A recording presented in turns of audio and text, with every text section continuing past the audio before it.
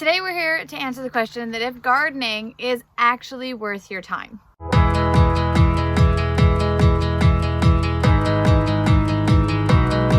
At the time that I'm recording this video, I currently have 11 garden beds that were not here this spring. So the first thing that I did this spring was that I walked out into my big backyard and I said, this section that has a bunch of trees in it, that tends to flood, that is up close to the house, so I've got close to irrigation, that's where I want to put my garden.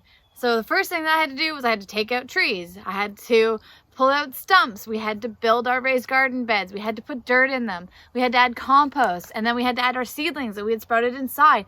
It's a whole big deal. There's a lot of work that goes into setting up a garden. So is it actually worth all of that time and effort that you put into it? Today we're going to find out.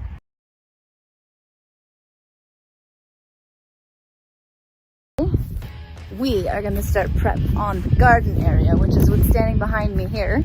So you can see right now it is all trees. There's a bunch of that prickly stuff in here too, and rocks and some of the most ridiculous stuff that we have to deal with. And we're going to take it all down. We're going to put some dirt on top of it, and then we're going to put some raised beds in so that we can have our nice garden area for this year.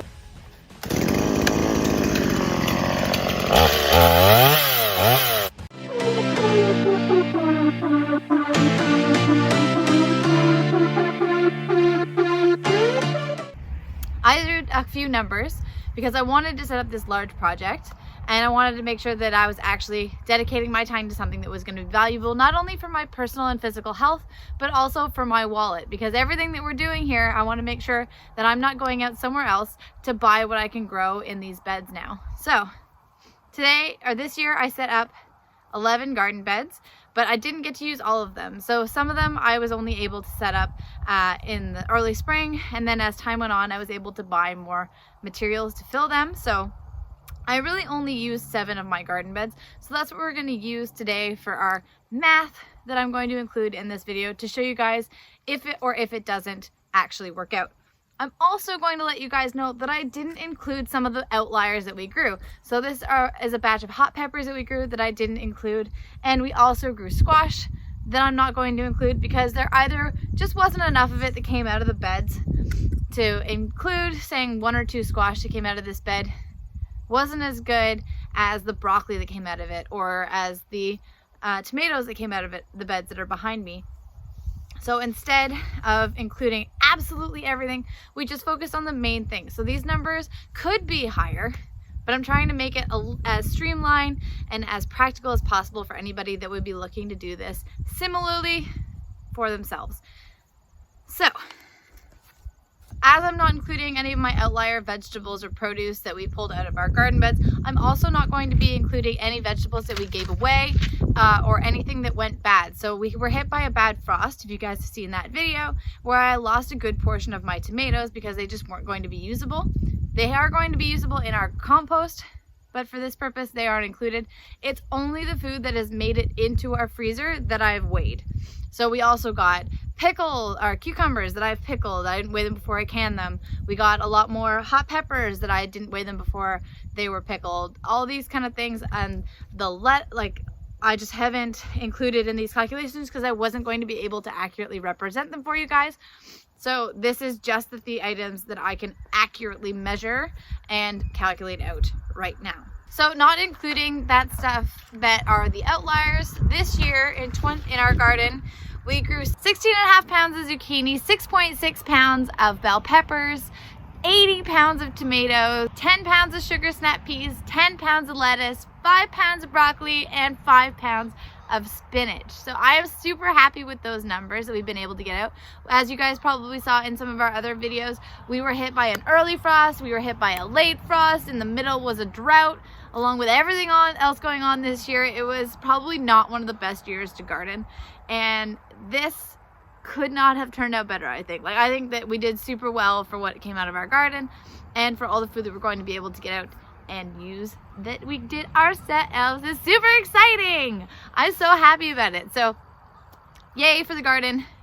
But that wasn't a whole lot for the 11 beds that I have currently available. For the 7 beds, it was great. For 11 beds, not so much. So there were beds that I wasn't using this year, but I am going to include how much at the end each bed would have made if I had to spread it out over all 11. So make sure you stick around for that. So all of this produce goes for these prices right now. I'm not going to list them all off because there's a lot of them and that you guys don't want to listen to me say that much. So if you're interested, the one thing that did shock me though is bell peppers. You never really realize what you're paying for something in the store until you specifically look it up because you're trying to do this kind of comparison. I had a crazy amount of bell peppers come out of my garden. Most of them I gave away, but they are $4.99 a pound here. I'm paying $5 a pound and I probably got 30 or 40 bell peppers off of my plants. I can't even believe it. I love bell peppers. That's one of my favorite things to eat. So when I'm sitting here looking at this number, I'm like, every time I buy a pepper, basically, it's going to be like a $5 bill. Who knew that they were that expensive? So holy smokes, do you ever have to go through your grocery bill and including your produce? You'd think that the produce is the cheap stuff. They say stay away from the processed aisles when you're trying to make a budget. But there are some expensive fresh foods that you can buy. Also, all these prices are non-organic and most of them are not local because they're out of season where we are right now. A couple weeks ago, it would have been in-season stuff that was local. This is the regular stuff. Like if I was gonna go to the grocery store at any point in time, these are the prices that I would pay. These are the most stable ones. And that's what we compared it to because I think it's more realistic. If I'm gonna go to the grocery store and buy this, versus grow it, this is the one that I would buy, so that's the one I'm going to compare the price to. So that's what we're using for our price list for this experiment. With the current prices and the amount that we were able to get out of our garden, we were able to save $402.05 out of our garden. That came out of probably $10 worth of seed. That turnover rate is incredible. Like the amount of value that comes out of that small seed packet is just mind-blowing. We didn't add any fertilizers. We didn't add any expensive compost to it. But I will include the cost of the compost in my setup calculations. So stay tuned for that video on a later date.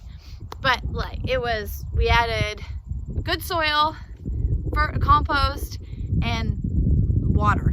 And that was it. Let nature take the rest of the course. We had minimal bugs that were on our plants this year. We did have the hornworms that you guys saw in another video. Go and check that out if you haven't. It was freaky. But those ones were super easy to manage. They mainly just picked them off by hand. All in all, we had a really incredible gardening year. So if we were actually going to consider that 13% that we aren't paying in taxes that we would be paying at the grocery store, we actually saved $454.32 this year. Wow. These are all Canadian numbers too, by the way. If you guys are in the States, it'll be a little bit different, but these are all Canadian numbers. Woo!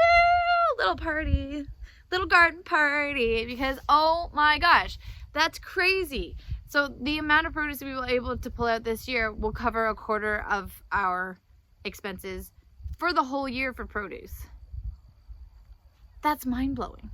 Like processed vegetables, we'll get tomato sauces, salsas, bruschettas, all that, like ketchup, crazy amount of stuff out of the stuff that came out of this garden this year that we don't have to buy anymore. And I just included the base price of the produce. I didn't include it after it's been processed. So often the price will go up as value is added to the product. So if you're gonna buy a tomato versus buying salsa, the salsa is gonna be more expensive because more things have happened to it. Makes sense, right? So really, that's just the baseline of what came out of our garden. So because we have an average, or that number, I can assume how much we would get out of every bed, and it roughly comes out to $65 per bed. So this allows me to go forward, and when I have all of my future beds up and running, how much roughly are we going to be able to pull out of a garden? That's where the cool stuff happens. Talking about our 11 garden beds, if we were going to say that they have $65 of produce coming out of them every single year, that means with all 11 garden beds, we should have roughly $715 worth of produce coming out of the garden as it stands right now. If I did absolutely nothing else to this garden for next year, we would be able to cover our personal expenses for our produce for the following year. That's crazy. It is a lot of space. And we have been able to set it up so that it takes a minimal amount of effort for us. So I've probably only spent roughly 72 hours over the course of the entire growing season in my garden, including taking the trees down. That's insane. When was the last time that you worked for 3 days and somebody was like, here's over $700? That's amazing. Thank you, garden. Thank you so much, gardening, because that makes a huge difference for everything else that we want to do on our homestead. But I digress. That's $715 this year that we were able to pull out of our garden. And that is going to be a recurring $715. And prices will probably go up for produce and groceries as time goes on, as things do. So, as it stands right now, for the next 5 years with everything there, that means that we're going to pull $3,575 worth of produce out of these 11 garden beds. That's awesome. That's so cool. So that is a huge number, $3,000 worth of groceries coming out of your backyard. That's insane. You really wouldn't probably think that that would be possible. But let's take a step back and actually look at what you're going to use, because that is where you're going to find the value out of doing this kind of a project. So the average family of 4 spends roughly $751 every single year on fruits and veg that you could grow in a garden scenario. This means that if you were able to grow produce from 11 beds at $715 worth roughly in value for you, you probably only need to be spending $36 on your trips to the grocery store. That's like your odds and ends stuff. That's like, here, I can't grow avocado, so I go out and I buy an avocado.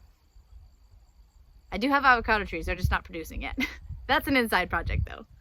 So with this extra produce coming out of our garden, I will most likely, out of my previous budget for groceries and other items, I will have a surplus of $339 next year that would have been a grocery bill. That's an essential bill that we've been able to cut down pretty significantly. What would you do with an extra $400 a year? Like, I can think of a couple of things right now that I would love to spend that money on, that if I didn't have to spend it on buying, I don't know, cilantro. I don't really like cilantro.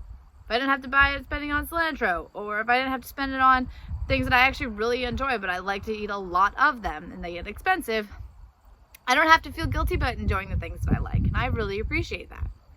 One thing that I haven't really mentioned too is that everything here was grown organically. So all of these offers too, you see out there, like, we are really taking into consideration our personal health and what's going into our bodies, because we have control over that. So not only are we able to exclude all of the produce items that we don't actually like, we are also able to exclude any kind of chemicals or anything else that would affect our long-term health, and keep it super natural and super simple for us and our family forever.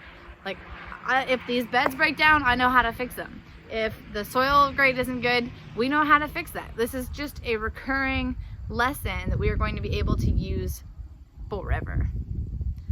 That to me is beyond measure of value. But there is a point in time where you're probably sitting there saying, wow, that's super great that you were able to do this, but you have a ton of space and you probably had a ton of time with everything going on, wasn't doing anything else. So I built the garden. This is something, like I mentioned, I probably spent less than 3 days in my garden.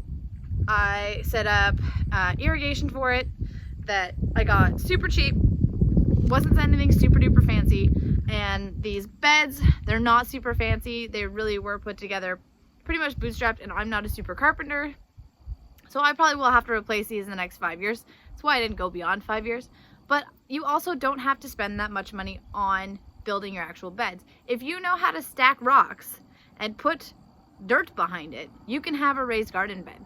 If you have friends, so personally for me, we had friends that replaced garage doors.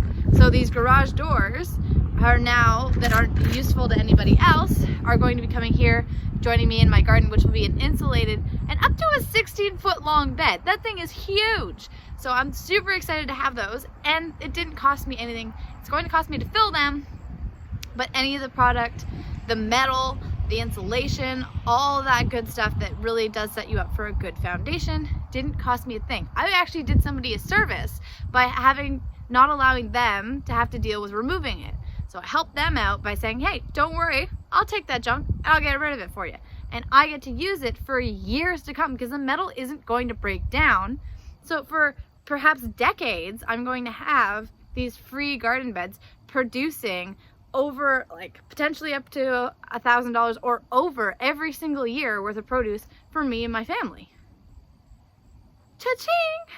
I totally win on that one. That's amazing. It just goes to show that if you guys work with your budget, work with the time that you have available to you, and work with nature, you can accomplish an outstanding amount. I don't make a lot of money, and I would rather spend a lot of my time, I love working in my garden, but I also have other obligations.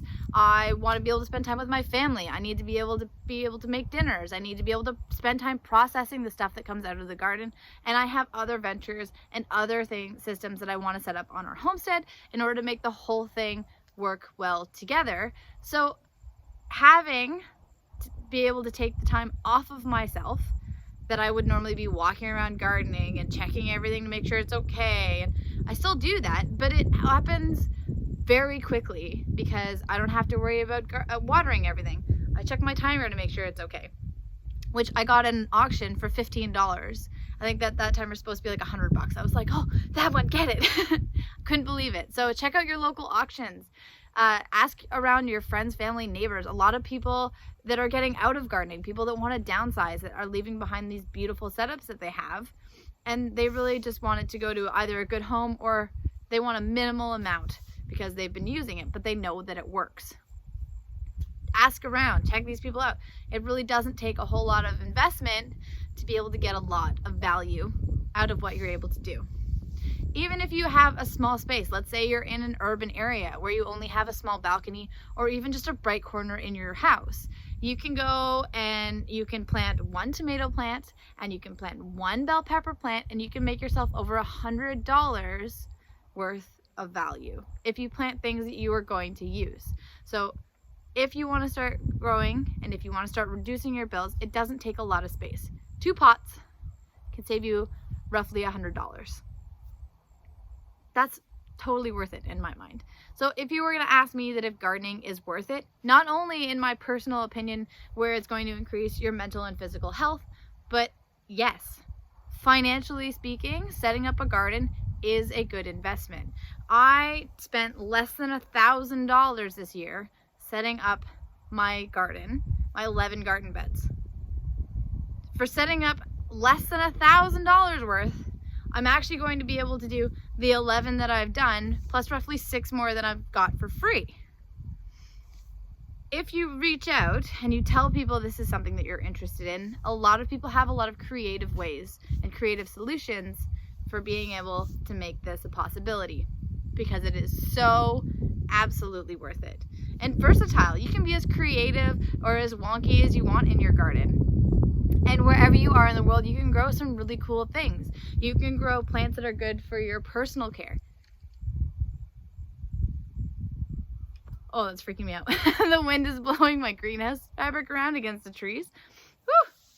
This is a bit of a rush. All right. So if you were going to ask me if building a garden is totally worth it, yes, it absolutely is. It should be something I believe that everybody should participate in. It's super easy. The community that you're going to find while you're gardening is absolutely amazing. And there are always people out there that are willing to step up and help you out. So thank you guys so much for watching today. My name is Jillian and I am from the True North Life Homestead. If you guys are new here and you found value in this video, please go ahead and hit that subscribe button and that like button. And I'd love to hear from you. So go ahead, leave us a comment if you have any questions or things that don't really make sense that I can cover for you. I promise I actually did the math on all of this to make sure it will actually work out for you guys. So please go ahead and check those things out, and I will see you guys next time. One of the garden beds that we didn't use this year, and this is obviously one of the garden beds that we did use this year. It's all ready for next year. So pretty. This little garden box came with us from our previous house, so this is like a little urban box. We used to have a backyard that was probably no bigger than like this space here. And so we built this one little box that we grew. I think I tried to grow garlic in it. Didn't go so well. But now this is our hot pepper bed because it's way far away from our bell pepper beds. If you grow them too close together, then the bell peppers will turn spicy, just so you know. But this holds our hot peppers. And this is something that I didn't include in our calculations today. So this is actually one bed that I completely took out. And then we've got the cover for the banana peppers that are still producing, even though it's frosted here 4 or 5 times already. Lettuce, spinach going crazy. Broccoli's got to come out. And all these beds, you can obviously see the ones that I have been using and the ones that I haven't been using. The 4 beds at the back were tomatoes and bell peppers. And honestly, that one bed right there, I think there was almost $100 in it because I planted 4 bell pepper plants in it. Bell peppers are stinking expensive. That's what I've learned in this whole process is I am never probably going to buy a bell pepper again. I'm going to probably see if I can propagate one inside for this fall and the winter because holy crap, I think I should just have one continuously going through because I don't think I ever want to buy a bell pepper again. $5 a pound. That's crazy. There aren't many things out there that are over $5 a pound. But bell peppers is pretty much one of them. We can pretend that we're just friends, yeah. But who are we kidding?